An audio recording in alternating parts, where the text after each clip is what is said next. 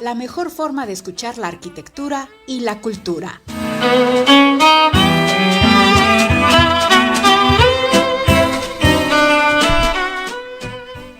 Estimada audiencia, buenos días y gracias por acompañarnos nuevamente a este espacio de arquitectura y cultura. Radio Capao. Estamos en vivo y son las 11 de la mañana, 20 de marzo.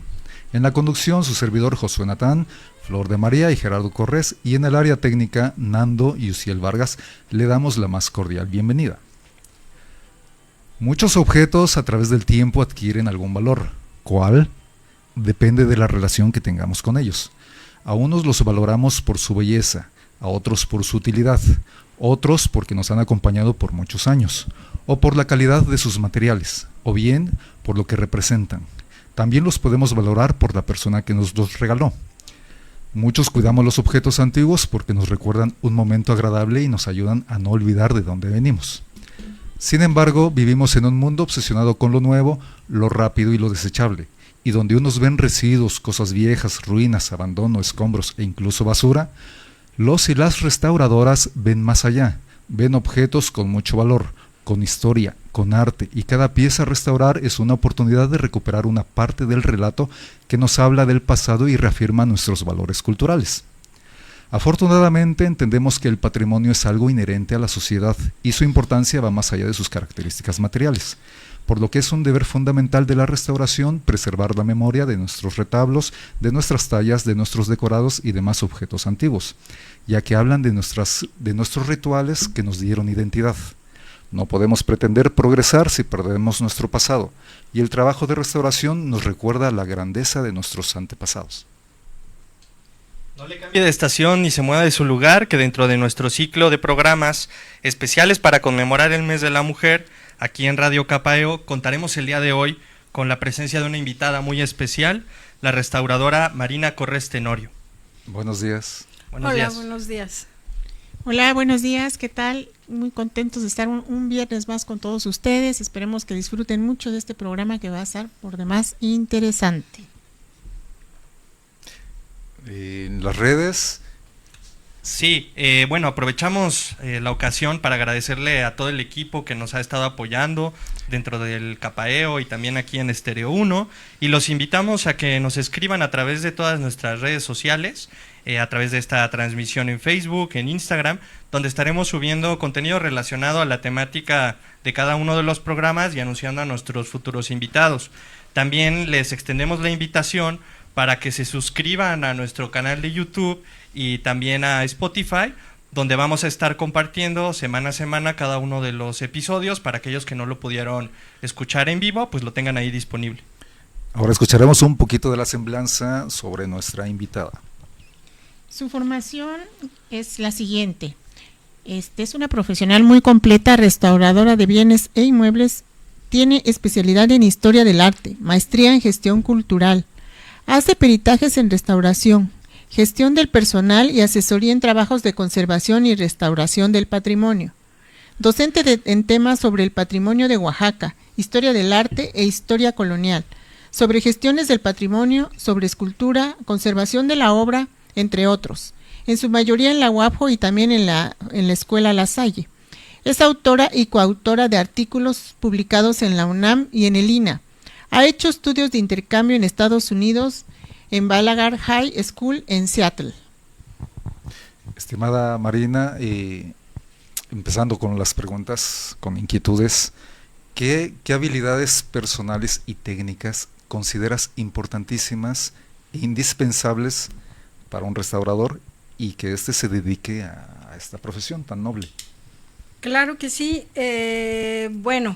La personalidad del restaurador es amplia, digamos, ¿no? Tiene que ser una persona que guste por distintos disciplinas, ¿no? Desde las científicas hasta las artísticas, por así decirlo. Pero una de sus capacidades más importantes es la paciencia y tener un carácter templado. Esto quiere decir que tenga reacciones pacíficas, calmadas ante imprevistos, y sobre todo para manipular y manejar objetos de alto valor. Sí, porque están trabajando, no tal, sí es verdad, trabajan con el objeto, pero están trabajando con la historia, ¿no? Y ese compromiso es un compromiso muy ético, ¿no? Cómo trabajar con la historia. Otra, ¿qué conocimientos previos para ser restaurador? ¿Hay algún tipo de conocimientos previos que se requieran para estudiar restauración? Básicamente tener la preparatoria terminada, ¿no? La restauración es una licenciatura, ¿no? Que tiene que ver, como ya lo había dicho, con muchas disciplinas. No es solo el gusto por lo artístico, yo creo que esa es una de las tantas que implica ser restaurador, pero básicamente en la licenciatura nosotros llevamos temas de química, de biología, de sociología, filosofía, o sea, es una disciplina muy amplia. Claro que no se es ni químico ni biólogo, son disciplinas con las que se tiene que tener gusto y facilidades. Y así como también tratamos estas ciencias, también profesiones como la arqueología o la antropología. Entonces es realmente un gusto muy amplio. Sí, pues más o menos aquí ya nos mencionaste las habilidades personales que se requieren, ¿verdad? Pero ¿cuáles son las técnicas que consideras importantísimas e indispensables para dedicarte a la restauración? Bueno, tener, como ya lo decía, el gusto por la historia, por lo histórico, por lo artístico, pero también por las ciencias. Y el carácter, ¿no? Estas tres, digamos, estas capacidades y estos gustos son los que van a determinar que puedas dedicarte a la restauración. Muchas veces se piensa que es una disciplina artística, ¿no? 100% artística, y no, yo creo que es lo menos que es. A veces pensamos que los restauradores, digamos que nos mofamos porque decimos que somos artistas frustrados, ¿no? Sí somos muy buenos para pintar, para reproducir, para copiar, pero no para crear. Y es una de las aspectos básicos del restaurador. El restaurador no es un ente creativo, el restaurador no inventa, el restaurador simplemente sigue las pautas que tienen los objetos para reproducirlas y en un momento dado para rescatarlas o interpretar hasta cierto punto lo que ya no existe o cómo eran las cosas, pero nunca desde la creatividad, sino desde lo material, desde lo que tenemos presente. O sea que se necesita un respeto, ¿no? Y una disciplina muy, muy amplia, ¿no? Sí, esa es una de las bases, ¿no?, de la restauración, el respeto a la obra. Hay una premisa que tenemos los restauradores que es parte de uno de los personajes que han creado todo el aspecto filosófico de la disciplina, que es la restauración termina en donde comienza la hipótesis.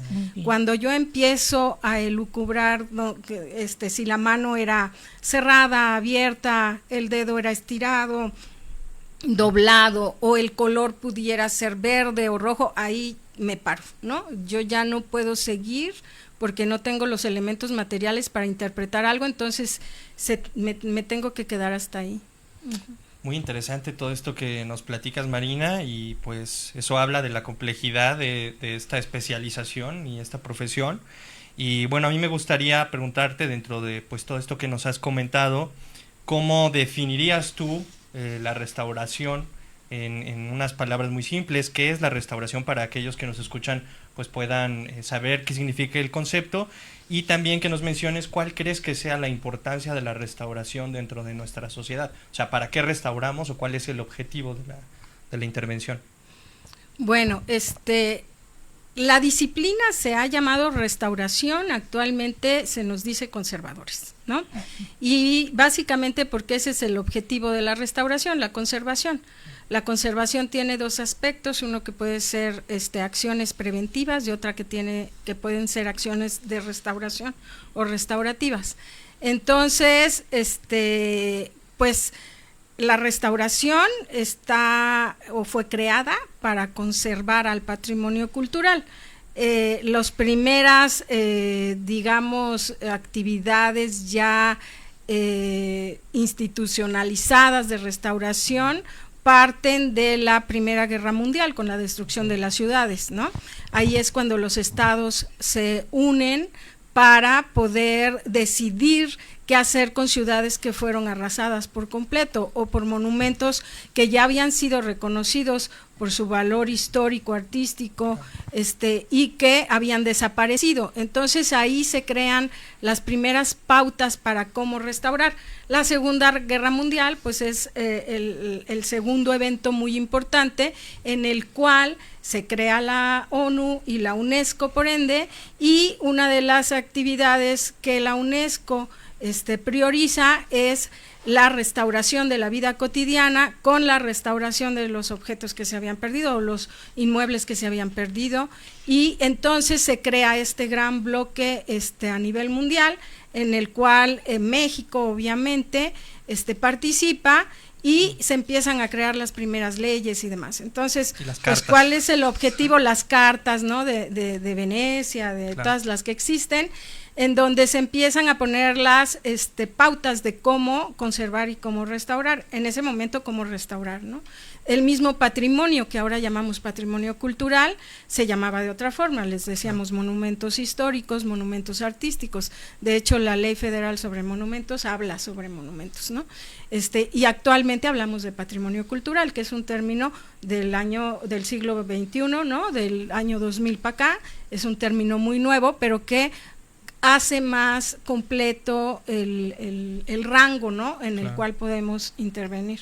Claro, entonces en cada época ha cambiado un poco la percepción de qué es conservar y qué es restaurar, y que se, digamos, se junta o se añade al pensamiento de la sociedad en ese momento, ¿no? Y como lo mencionas ahorita, pues la conservación del patrimonio cultural es hoy en día el concepto que se maneja, ¿no? Así es, y ya tenemos muchos tipos de patrimonio, ¿no? Tenemos el patrimonio histórico, el artístico, también tenemos el patrimonio subacuático, el patrimonio arqueológico, el arquitectónico, el industrial, o sea, realmente ya hay un gran rango ¿no? Que a lo mejor la ley federal que abarca a todos estos bienes que son de los monumentos del 72, ¿no? De los 72 que se 72. Hizo la ley, pero bueno. Claro. Pues menos mal hay instituciones y reglamentos y leyes que procuran cuidar el patrimonio. Y pasa en la restauración como en la medicina y en la arquitectura, que a veces la gente se sienten médicos y se automedican, o se sienten arquitectos y ellos mismos hacen sus obras. En la restauración pasa igual. Coméntanos, ¿cuál crees que es la importancia de hacer una restauración con estudios académicos? Es básica. Como yo decía, más allá de ser una disciplina artística, es una profesión, ¿no? Y debemos de tener la capacidad para implicar todos los procesos que implican una restauración, ¿no? Esto es el análisis, la interpretación, ¿no? de lo que tenemos enfrente, y poder valorar todas las instancias que un objeto puede darnos a conocer, que es la histórica, la artística, la funcional, y todas estas valoraciones las hacemos a partir de un reconocimiento del objeto como tal. Los restauradores nos enseñan a eso, ¿no? A interpretar de qué es, cómo está hecho, para qué funciona, quién lo usa, cuál es su finalidad, y a partir de ello poder identificar cuáles son sus alteraciones materiales y físicas, que son las que supuestamente se tienen que restaurar para conservar al objeto como tal, ¿no? Pareciera fácil, pero es un método muy riguroso, ¿no? De análisis y de diagnóstico para... Sí, más allá de pintar o reponerle un brazo, eso no. Sí, más allá de eso hay toda esta interpretación y análisis. Pues muy bien, pues usted, querido escucha, no se vaya, volvemos en un corte. No te pierdas el próximo segmento. Quédate en sintonía. En un momento regresamos.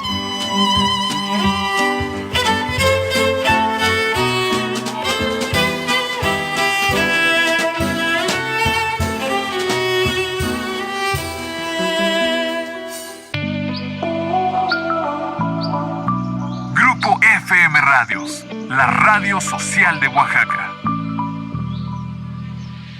Este 2026 multiplicamos la inversión para que la economía siga creciendo. El Plan de Inversión en Infraestructura para el Desarrollo con Bienestar destinará recursos públicos y privados para obras y proyectos estratégicos en 8 sectores: energía, trenes, carreteras, puertos, aeropuertos, salud, educación y agua. Impulsamos la economía con más inversión, más desarrollo y más bienestar. Gobierno de México. Soy Jorge Romero, presidente de Acción Nacional, y hago un llamado a los que sienten la llama de la justicia en su corazón. Que este fuego azul que nos mueve se reencienda con más fuerza que nunca. Despierta, México. No dejaré que en esta dirigencia nos rindamos. Resistir, luchar hasta el último segundo. Y esta evolución la haces tú, la hace él, la hace ella, la hacemos entre todas y todos. Y esta nueva era comienza aquí y comienza hoy. PAN, defendamos México. Este domingo en la Hora Nacional hablaremos de la prevención del cáncer cervicouterino. También conoceremos la iniciativa Jóvenes Transformando México. Platicaremos del Día Internacional de las Trabajadoras del Hogar. Y como ya se acercan las vacaciones, vamos a tener la Chilanguía, con recomendaciones y eventos de la Ciudad de México. Los esperamos este domingo a las 10 de la noche. Esta es una producción de RTC de la Secretaría de Gobernación. Gobierno de México. En las Fuerzas Armadas nos guía el honor, la lealtad, disciplina y patriotismo. Hombres y mujeres trabajamos día y noche para proteger y ayudar al pueblo de México. En la tierra, el mar y en el aire, entregamos cuerpo y alma para cuidar la integridad y la paz en nuestra nación. Ejército Mexicano, Fuerza Aérea, Guardia Nacional, Marina Armada de México, Gobierno de México. Escuchas una emisora filial del Grupo FM Radios. FM Radio. La radio social de Oaxaca. La radio social de Oaxaca. Radio Capaeo. La arquitectura y la cultura en la misma sintonía. Continuamos.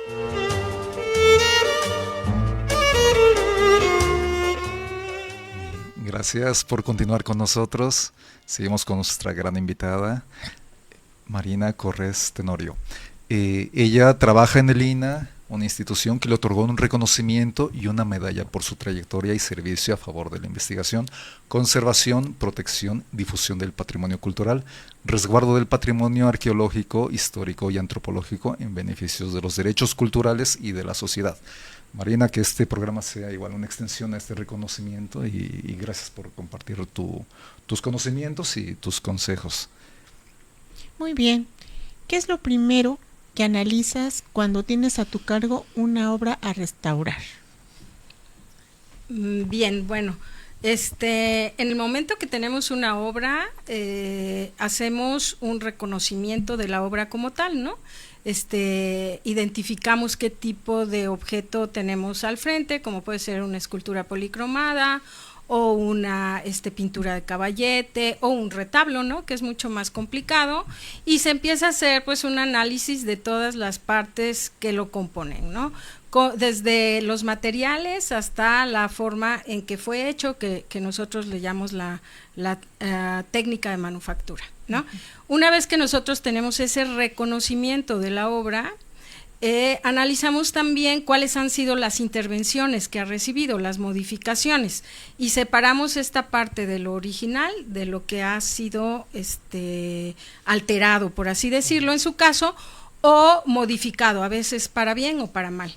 A partir de esto, nosotros también hacemos un análisis de todas las alteraciones que tiene de lo original, partiendo de nuestro análisis y que hemos identificado como original, a lo que actualmente tenemos, y hacemos un registro de todas estas alteraciones para poder discernir ¿por qué han surgido, ¿no? ¿Cuáles han sido las causas de estas alteraciones? Puede ser desde la mano del hombre hasta el clima o el tipo de mantenimiento o manejo que se les da a las obras. Entonces, ya con esta información, nosotros hacemos un diagnóstico de la obra y ese diagnóstico es como un diagnóstico médico. Se encuentran las causas de alteración que se van a buscar resarcir para después ya hacer una intervención manual sobre la obra, es lo último que hacemos. Ahora, como les decía, nosotros no modificamos la forma del bien. Si una pintura tiene aspectos, por así decirlo, no muy buenos, porque el artista era un artista de una mano artesanal, por así decirlo, o no era muy capaz para hacer X o Y formas, nosotros no modificamos esas formas. Nosotros simplemente intervenimos la materialidad de la obra, ¿no? Y la estabilizamos, y una vez estabilizada, entonces hacemos una restauración de la imagen, si es necesario, porque esto depende de la finalidad de la obra, del objetivo que tiene la obra. Hay obras en uso, como las religiosas, que obviamente no se tratan igual que una obra de museo. En un objeto de museo, una escultura de museo, nosotros podemos llegar hasta los procesos de conservación sin tener que tocar o hacer restauración como tal. Estabilizamos la materia y ahí se queda el objeto. Pero en una iglesia no podemos tener a una virgen sin mano, ¿no? Le tenemos que hacer la mano, y ahí es donde entramos en sopesamos, ¿qué es lo más importante, ¿no? Sí. ¿La funcionalidad o la materialidad? Sí, porque hemos visto ejemplos, ¿no? Como en la Catedral de Santa Sofía, que no tocaron ya los murales donde se encuentran las pinturas, ¿no? Más antiguas. Así es. Ahí en Turquía. Así es. ¿No? Y se también quedaron como tal, ¿no? Sí, así. O también tenemos el caso de Leche Homo, yo no sé si se acuerdan, claro. ¿no? Borja, ¿no? Un caso muy polémico, en el cual la intervención, una mala intervención de una persona que tenía habilidades artísticas, pero no tenía las capacidades de discernimiento de un restaurador. Y buenas intenciones, Sí, ¿no? claro, hace una restauración, entre comillas, de un rostro, ¿no? De Jesús, y esto provocó otro fenómeno que fue el fenómeno de turistificación, Sí. lo cual protegió la intervención de la señora y ya no se decidió tocar esa obra o resarcir el daño que ella había provocado, porque era un pueblo casi muerto, el cual reavivó, ¿no? La se economía reavivó, por por la este intervención. fenómeno. Pero eso es otro rollo. La claro, obra son en contados, sí, pues fue afectada gravemente por la intervención de esta señora. Sí. Así es. Marina, en el bloque anterior nos hiciste una reflexión muy interesante, ¿no? El restaurador en su trabajo queda un tanto en el anonimato. Una vez que la obra está restaurada, la gente ve el autor original, y el restaurador pues queda un tanto en el anonimato. Y también eso es una característica, ¿no? Que ha de entender el restaurador, que lo que hace es importante y sí se valora, porque pues gracias a ellos, a ustedes, están las obras vivas, ¿no? Por decirlo de alguna forma. Pero bueno, este es aspecto. Otra pregunta: y al tener en tus manos obras de gran valor patrimonial, histórico o artístico, ¿cómo manejas la presión cuando hay tiempos reducidos, presupuestos reducidos, y tienes que entregar, y lo que tienes en tus manos es de gran valor patrimonial? La presión, ¿cómo la llevas? Bueno, pues ya habíamos hablado del temple del restaurador, ¿no? Es un ente muy pacífico. Siempre valoramos al objeto por sobre todas las cosas, ¿no? Y al objeto relacionado con su comunidad. Entonces hacemos una valoración de qué es lo que se puede hacer de la mejor forma, y nos vamos o hacemos proyectos sobre con este objetivo, ¿no? Finalmente, cuando yo he tenido presión, ahorita acabo de recordar, ya siendo estudiante, nos llevaron al Museo del Obispado, se iba a inaugurar por el presidente, en aquella ocasión Salinas de Gortari, éramos alumnos y nos pusieron a restaurar más de 100 obras, y éramos 20 alumnos, ¿no? En una semana. Entonces, recuerdo bien que conforme iban inaugurando salas, nosotros nos íbamos saliendo o escondiendo atrás de las vitrinas para poder presentar la obra restaurada. Entonces, eran otros momentos, eran otros tiempos, ¿no? Donde había grandes proyectos y se tenía que entregar por entregar las cosas, pero digamos que el restaurador tiene esa capacidad, ¿no? De hasta en el último momento, estar calmado, ser paciente, y tener ese temple para controlar las prisas, los imprevistos, ¿no? Todo el estrés que hay encima, todo ¿no? El estrés que hay una agudeza encima, mental sí. para saber qué hacer en el momento y entregar a tiempo. Bueno, pues muy interesante todo esto que nos platicas, y hablando un poco de los proyectos y de la paciencia que se tiene que tener, queremos que nos platiques pues acerca de algunos de los proyectos en los que has trabajado. Por ejemplo, nos mencionabas que participaste en el rescate de la pintura mural en el exconvento de Santo Domingo en el 94, y pues se nos hace algo muy importante dentro de la preservación de nuestro patrimonio cultural, y quisiéramos saber algo acerca de esa experiencia que tuviste. Sí, claro, ese fue mi primer proyecto contratada por el Instituto Nacional de Antropología e Historia. Yo todavía no pertenecía a él, fue en el año de 1994, y me tocó estar con un equipo de 2 restauradores más, éramos la cabeza del equipo, dividirnos el convento por zonas y poder descubrir toda la pintura que se descubrió, que son todas estas grisallas. Hay muchas que se repusieron, pero la mayoría fueron las grisallas. Hay una área que se llama el Palomar, que es capilla que está en el segundo piso, casi al final del pasillo de las celdas. Ahí toda esa pintura, por ejemplo, todo el rescate de esa pintura estuvo a mi cargo. Hay otro cuartito enfrente. Encontramos desde los frescos de las grisallas hasta estos temples, y es un trabajo pues de mucha paciencia, ¿no? Tiene esa hoja de bisturí, que ustedes saben que el bisturí no mide más de 2 centímetros, ¿no? A hoja de bisturí se va decapando las capas de pintura y vas liberando las policromías o estas gama de colores que se encuentran debajo de todas estas capas, ¿no? Y pues tienes que tener la capacidad para que con el bisturí, que es muy filoso, pues no te lleves la capa de pintura que estás sacando. Entonces, a veces se avanzan centímetros, ¿no? Estamos hablando de no más de 20 centímetros al día o hasta menos, ¿no? Éramos un gran equipo de trabajadores, y pues se logró mucho ahí en ese momento. Ya la segunda etapa no nos tocó, la etapa de restauración de la pintura no, solo nos tocó la de la liberación. Y de encontrar digamos, la capa más antigua o la original, ¿no? Sí, las capas que tenían policromías valiosas, no siempre se va uno hasta la más antigua. Hay un digamos, balcón que ya les contaré, es muy interesante. Muy bien, pues vamos al corte y continuamos en un momento.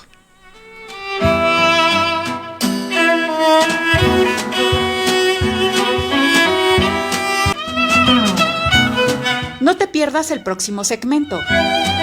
Quédate en sintonía. En un momento regresamos.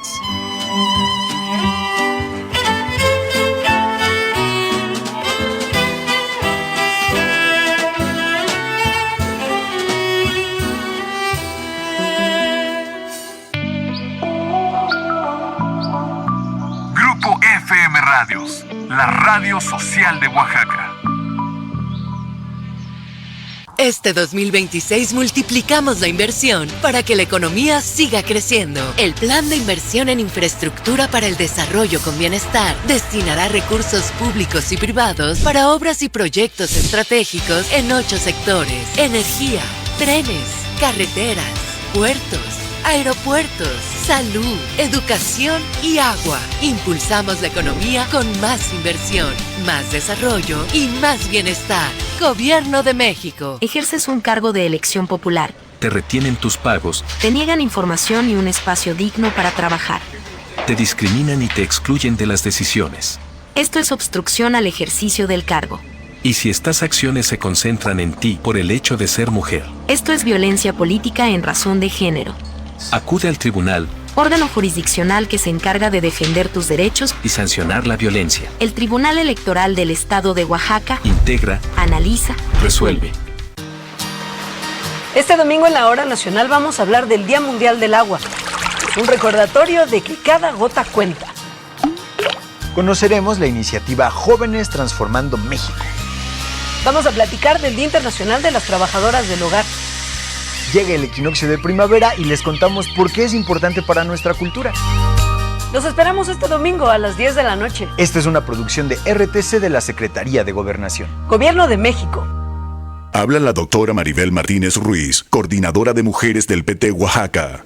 Él le llama primavera al subdesarrollo. Miente y engaña a los pueblos y comunidades de Oaxaca. Pero en realidad es un nuevo rico que sigue entregando las obras del gobierno a constructoras de sus parientes. Él quiere que siga su primavera de lujos, pero nosotras, las oaxaqueñas, ya decidimos cambiar. Vamos a innovar Oaxaca. Vamos juntas por un nuevo destino. El PT es la 4T.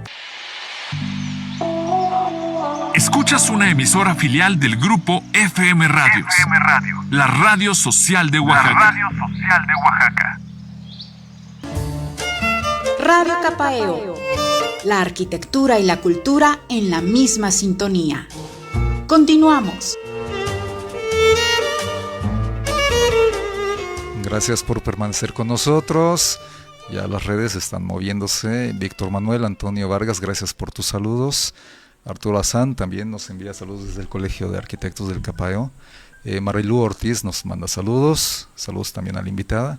Luis Enrique López, saludos también. Marilú Ortiz otra vez. Es un gusto escuchar a la restauradora Marina Corres. Edith Cota también nos manda saludos. Guadalupe Ramírez también. Nadia Itzel, saludos también Nadia, nos agradecen el programa. Vázquez Saraí, también Saraí, gracias, desde la FADU nos escucha. Erwin Vargas, desde 5 de mayo. Fabricio Lázaro, desde la FADU, Guapjo, nos envía el arquitecto Fabricio, un saludo también a él. Y Ángel Yasunari también nos manda saludos. Shunashi, saludos Shunashi. Karina Ramírez, Fadu Guapjo. También nosotros enviamos saludos a La Salle, que son muchachos muy estudiosos y muy aplicados, muy disciplinados. Saludos también a ellos. Jacqueline Reyes nos envía saludos. Sandy Reyes, saludos también desde la FADU. Mar López Castellanos nos envía. Pao Hernández también, saludos Pao. Cris Morales también desde la Facultad del 5 de Mayo. Y bueno, David, hola profe, hola. Aarón Serrano, saludos Aarón. Jaime, también Jaime, saludos. Ángel y demás. Pues muchos saludos, está muy movido y te agradecemos tu visita. Pues continuamos. Durante tu quehacer profesional, ¿te has encontrado en alguna situación en que vayan a destruir algún retablo y tú hayas intervenido y haya sido fundamental para su rescate? ¿Y cuál sería? Sí, tuvimos la intervención que fue muy cuestionada también, tengo que decirlo, de los retablos de Santa María Xochistepec.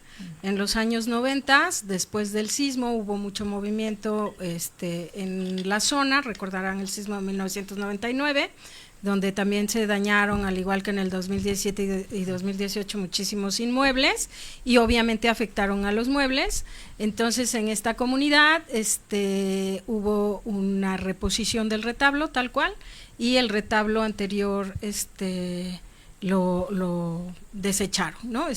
Estaba en muy mal estado. Uno de los factores de deterioro más graves en todo el estado de Oaxaca, que tiene esta gran colección de retablos, pues es los insectos gilófagos, que son los insectos como en maderas, que son plagas muy difíciles de erradicar.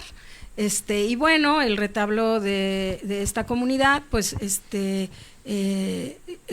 la gente decidió cambiarlo y digamos que hicieron a un lado los retablos desarmados. nosotros fuimos alertados de ello. Esto es algo que sucede comúnmente, no es solo de esta comunidad, ¿no? Tiene que ver mucho pues con el uso del inmueble, ¿no? También tenemos que entender que las comunidades tienen sus formas de vida y sus actividades y no paran, ¿no? Y al ver que un bien pues no se puede rescatar, pues deciden o toman este tipo de decisiones. Pero bueno, digamos que nosotros intervinimos, fuimos por estos bienes para rescatarlos, puesto que ya había otro retablo, la comunidad accedió y gracias a eso se trasladaron a la ciudad de Oaxaca para ser restaurados. Actualmente se encuentran en el convento de San Pablo y en Santo Domingo. Okay. Estos 3 muebles, no era solo un retablo, sino eran 3, salieron 3. Obviamente las pinturas, que son las imágenes de sus santos, se encuentran en la comunidad y obviamente también estamos totalmente en la disposición de que se devuelvan para allá, ¿no? En el momento en que la comunidad así lo requiera. Claro que todo esto conllevaría todo un proceso, ¿no? Actualmente se encuentran bajo custodia uno de los retablos en San Pablo por la Fundación Harpelú, y los otros 2 retablos en el convento de Santo Domingo, pero su lugar de origen es la comunidad que mencioné. Ojalá regresen a su contexto original. Sí.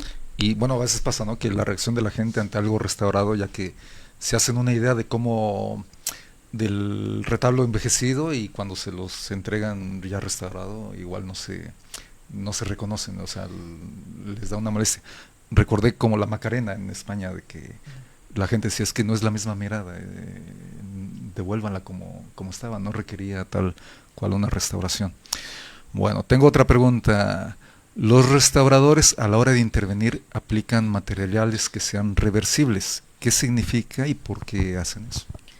Bueno, como yo les comentaba, es toda una valoración de cómo se intervienen las cosas, ¿no? No es nada más voy a poner lo que creo que se tiene que poner, sino hay que hacer un análisis material de todos los objetos. Entonces, nuestra prioridad es conservar lo original. Entonces tratamos de no invadir estas partes originales y de no caer en la falsificación. Por eso se utilizan materiales diferentes. Al tener este criterio de utilizar materiales diferentes a los originales para hacer visible la mano del restaurador, también se piensa en la reversibilidad de los materiales, esto es, en que puedan volverse a poner o a quitar en el momento en que sea necesario.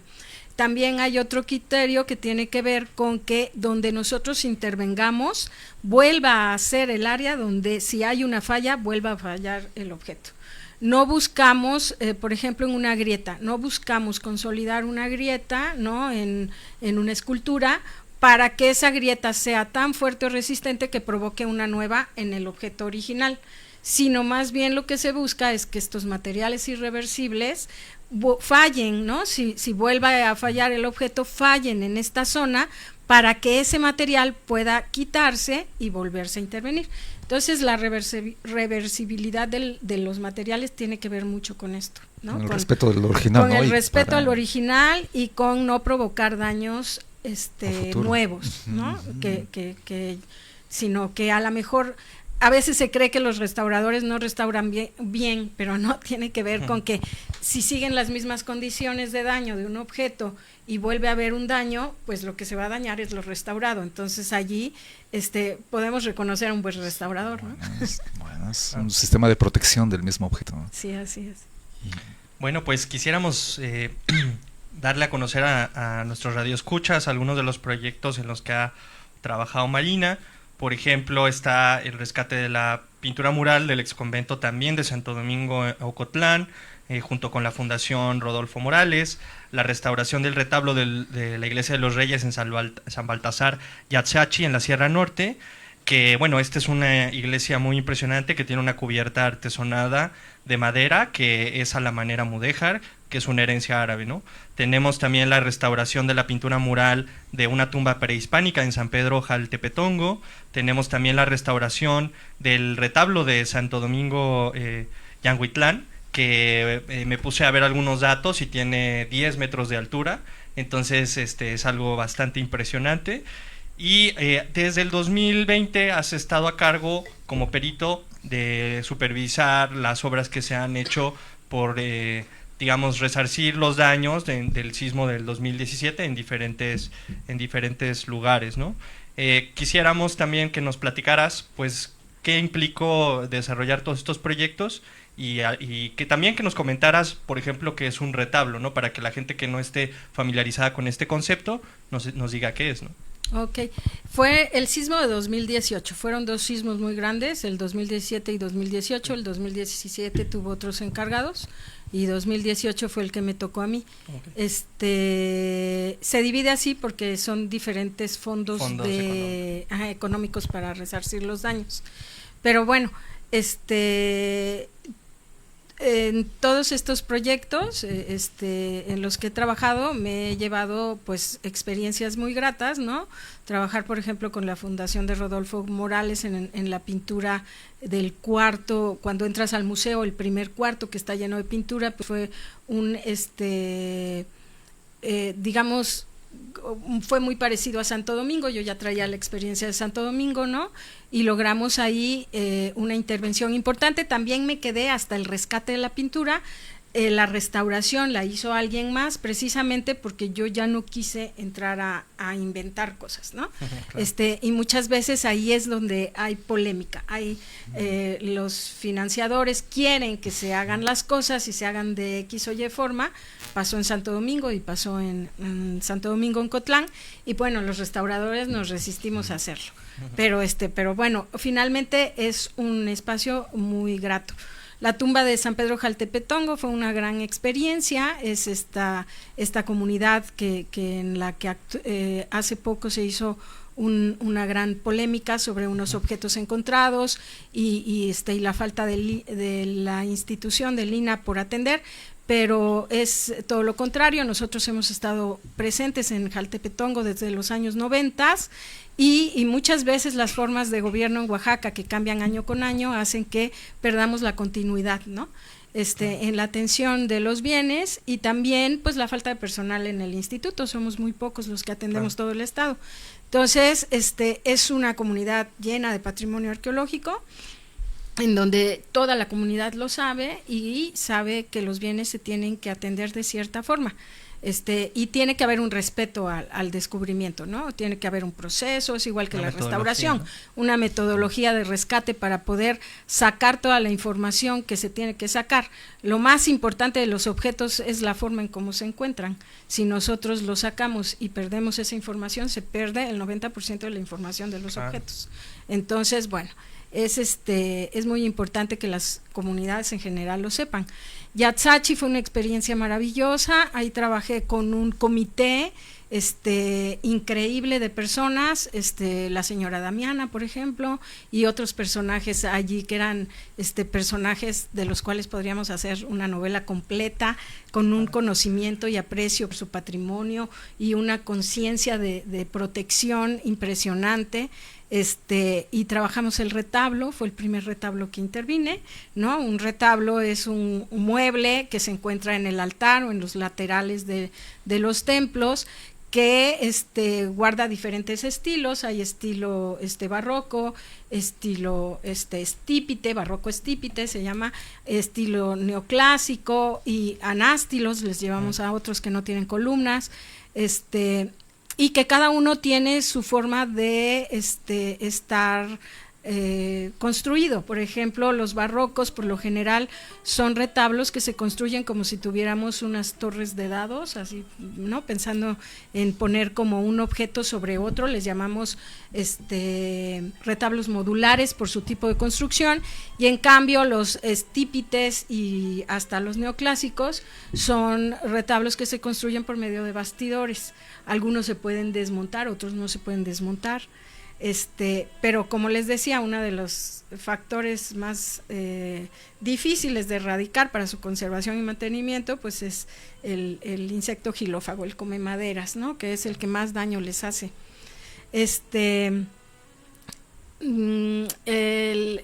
Con el sismo de 2018, pues se han intervenido muchísimos bienes, ¿no? Muchísimas comunidades, y se ha interactuado con muchísimos comités. Es muy importante. Lo que nos platicas habla muy bien de tu ética, del trabajo en equipo, pero en definir en qué momento tomo yo la decisión de no continuar porque ya no comparto tales valores.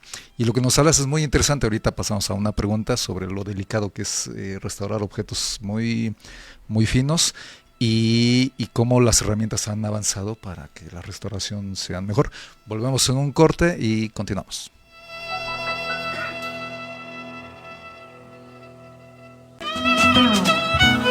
No te pierdas el próximo segmento.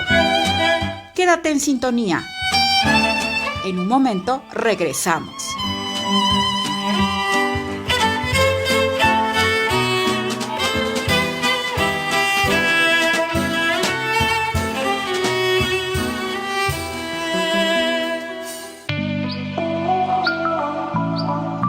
Grupo FM Radios, la radio social de Oaxaca. No caigas en engaños. Aguante. Si te escriben sobre una increíble oferta de trabajo, te dicen que recibiste un paquete inesperado o te llaman para pedirte dinero, Bueno. cuelga y denuncia al 089.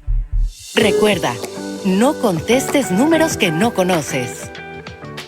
Gobierno de México. Con las reformas de paridad, más mujeres de municipios de sistemas normativos indígenas se integraron a los cabildos que ahora son paritarios. Las mujeres tienen derecho a participar, ser electas y ejercer sus cargos en contextos libres de violencia y sin discriminación. En el IEPCO trabajamos para que esto sea posible, proporcionando información y atendiendo oportunamente las quejas de violencia política contra las mujeres en razón de género. Para mayores informes, comunícate al teléfono 951-502-0630. Instituto Estatal Electoral y de Participación Ciudadana de Oaxaca. No caigas en engaños. Si te llaman para pedirte información bancaria o de tu pensión, te dicen que ganaste un premio o te marca para cobrar una supuesta deuda, cuelga y denuncia al 089. Recuerda, no contestes números que no conoces. Gobierno de México. Este 2026 multiplicamos la inversión para que la economía siga creciendo. El Plan de Inversión en Infraestructura para el Desarrollo con Bienestar destinará recursos públicos y privados para obras y proyectos estratégicos en 8 sectores: energía, trenes, carreteras, puertos, aeropuertos, salud, educación y agua. Impulsamos la economía con más inversión, más desarrollo y más bienestar. Gobierno de México. Escuchas una emisora filial del Grupo FM Radios. La radio social de Oaxaca. Radio Capaeo. La arquitectura y la cultura en la misma sintonía. Continuamos.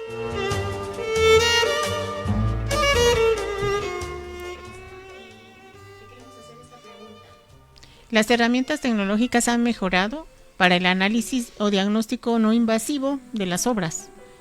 ¿Cuál o cuáles podrías mencionar que ayudan mucho a los restauradores, las nuevas tecnologías? Bueno, sí hacemos uso de mucha tecnología, ¿no? Como yo les decía, esto más allá de ser un oficio o una práctica artística, es una profesión científica. Entonces, pues hacemos uso de las más básicas, ¿no? Como los rayos X para saber cómo se construye una escultura policromada, por ejemplo, el Señor del Rayo, le hicimos unas tomas y sabemos que es un Cristo ligero, nosotros le llamamos de la técnica hecha como un barril, ¿no? Digamos que la parte de los hombros y la parte de la cadera son las tapas y todo el torso del Señor del Rayo está constituido por una serie de tablas como un barril, ¿no? Y esto se hacía para aligerar el peso de las esculturas, es algo muy común. Hay otra técnica que es de Cristos ligeros que se hace con pasta caña, que es otra cosa, ¿no? Que también la identificamos con los rayos X. También se usan las tomografías.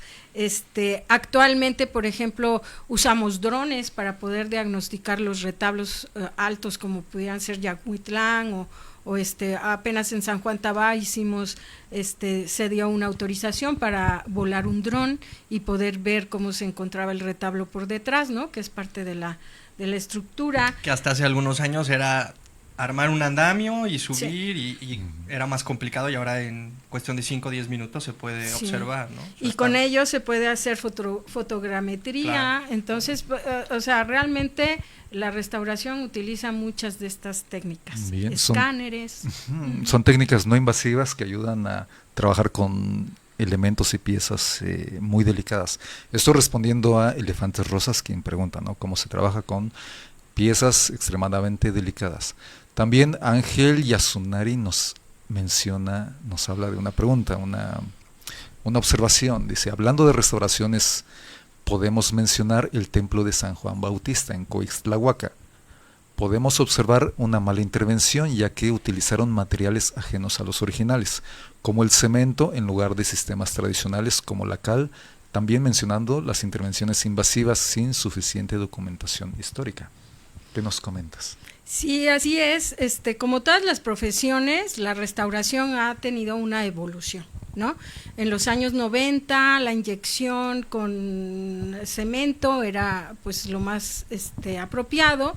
Obviamente esto es un poco de prueba y error, ¿no? Claro. Para esta época sabemos que no es lo más apropiado. Hablaba yo de la resistencia a los materiales para no provocar otros daños, y precisamente estas intervenciones provocaron otros daños a los inmuebles. Yo no soy restauradora de bienes inmuebles, no, yo soy restauradora de bienes muebles e inmuebles asociados, les llamamos, que tienen que ver con los retablos, las puertas, todos estos objetos que son pegados al inmueble. Sin embargo, sí puedo comentar que esta situación, ¿no? La restauración es una profesión que ha evolucionado como todas las profesiones, y actualmente sabemos que el cemento no es un material que debe utilizarse en inmuebles de este tipo. La cal y la arena son compatibles, sí, son compatibles, y bueno, hacemos distinguible la intervención de diferentes formas, no simplemente intervenimos. Ahora hay una técnica que le llaman de cocido, por ejemplo, en el cual se vuelven a poner los ladrillos de la forma en cómo se encontraban. No hay un pues ya es más delicado, ¿no? Más sí, quirúrgico cada, sí, intervención. Claro. Y Coixtlahuaca pues fue una intervención muy desafortunada en su momento, pero que respondía a las técnicas que se hacían en esa época. El arquitecto Fabricio Lázaro nos manda otra pregunta, ¿no?, una opinión. Hay una iniciativa para delimitar los atrios de los principales templos de la ciudad. ¿Qué opinión le merece este tema? Y le envía saludos. Bueno, esta es una opinión muy personal, ¿no? Los atrios tienen una función religiosa muy importante dentro de la práctica religiosa, que se perdió cuando se decidió quitar los muros que los delimitaban.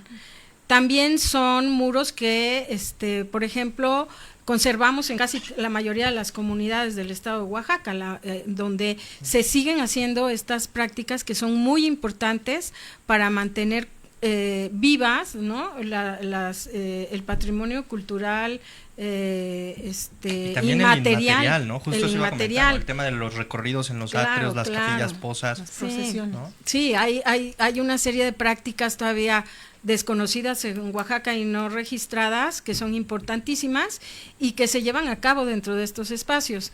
Entonces, en Oaxaca, pues el tema de la turistificación ha afectado muchísimo al patrimonio, y en un momento dado se pensó que quitar estos muros delimitantes ayudaba a, ¿no? Pero yo digo, oír una misa en Santo Domingo donde afuera tenemos un evento de un lado y del otro, y donde no hay un respeto a esos espacios, ha delimitado la práctica religiosa, las prácticas patrimoniales culturales y también los usos de esos espacios, ¿no?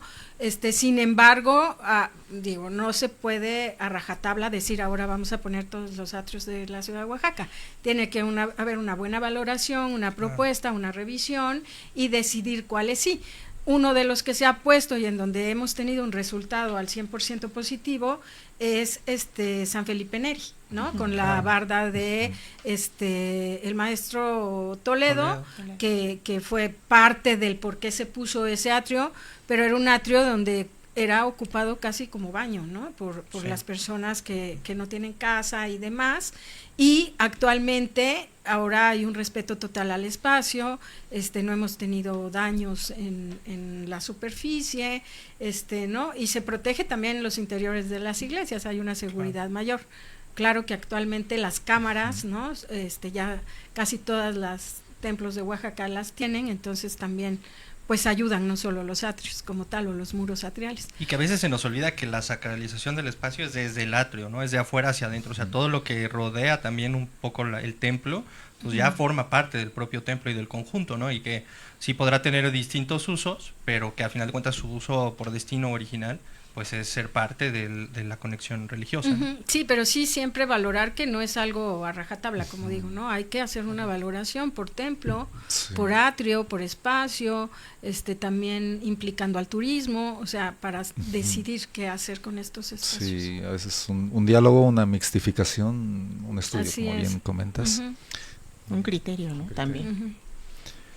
Bueno, quisiera también, Marina, nos preguntan también mucho aquí en las redes sociales, ¿cuál es el criterio para conservar? Entonces, pues digamos que quisiera que nos explicaras cómo ves tú esta parte, si tomas uno o varios criterios, cómo es realmente en la realidad, a pesar de que sabemos que existen muchos instrumentos que nos pueden regir en cómo atender un bien. Bueno, tenemos muchas teorías, ¿no?, de la restauración, que se crearon pues desde la Primera, Segunda Guerra Mundial, como lo mencionamos. Hay personajes como César Ebrandi o Philippot o Viollet Leduc, ¿no?, que tienen sus teorías y también hay filósofos actuales, ¿no?, que han hablado mucho sobre el tema. A nosotros nos enseñan todo esto y nosotros al final tenemos un criterio que se formula de todos ellos, claro, ¿no?, a partir de todos ellos. Y en algunos objetos decidimos usar más las teorías de uno y menos las de otros, o al revés, ¿no? Es dependiendo del caso, entonces. Sí, ¿no?, de la funcionalidad del bien, del objetivo, ¿no?, para el cual fue hecho este bien, y de su uso, ¿no? Es si es un objeto de museo, si es un objeto artístico, no se restaura obviamente a la Mona Lisa igual que a ¿no?, una pintura, por más bella que sea, de colonial, barroca, oaxaqueña, ¿no? Porque tienen objetivos, funcionalidades distintas. Marina, diferentes valores también. Sí. Un tema muy y artísticos. Un tema muy complejo, muy amplio, que seguramente si así lo deseas te podremos invitar en otra ocasión para seguir ampliando. Y hemos hablado sobre objetos que tienen un valor artístico histórico muy importante, ¿no?, en instituciones como iglesias o algún palacio, pero la gente tiene objetos como una silla, una mesa, una vitrina heredada por el abuelo que le tiene un gran cariño. ¿Algún consejo que le puedas dar a la gente para conservar por más tiempo sus objetos que han heredado de los ancestros? Claro que sí, un objeto se conserva por sus valores, ¿no?, los físicos, los materiales y los sentimentales. Entonces, lo principal es no cambiarles las características materiales que tienen, ¿no? El mantenimiento es básico, ¿no? Cuando nosotros tenemos un objeto que se puede limpiar, pues se provoca que sea en seco principalmente, no meter solventes, no meter materiales raros. A veces se limpian con cebolla, con Coca-Cola, he visto que han limpiado óxidos y demás. Yo creo que esa parte se le deja al especialista y uno tiene que ver que ese objeto se conserve de la forma original más neutra. Sí, más mantenimiento preventivo. Sí, los mantenimientos preventivos, ajá, sí. Pero bueno, sí, se tiene ya una pintura o algo más complicado. Sí, con un restaurador, un especialista. Bueno, es un tema muy, muy complejo y seguro la tendremos en otra ocasión a nuestra invitada. Para el próximo viernes tendremos de invitada a la arquitecta Edith Cota Castillejos con el tema desobediencia urbana para la justicia espacial de las infancias en Oaxaca. Sintonícenos y nos vemos pronto. Muchas gracias, Marina, y saludos a todos. Gracias. Bonito fin de semana para todos. Gracias. Gracias por la invitación.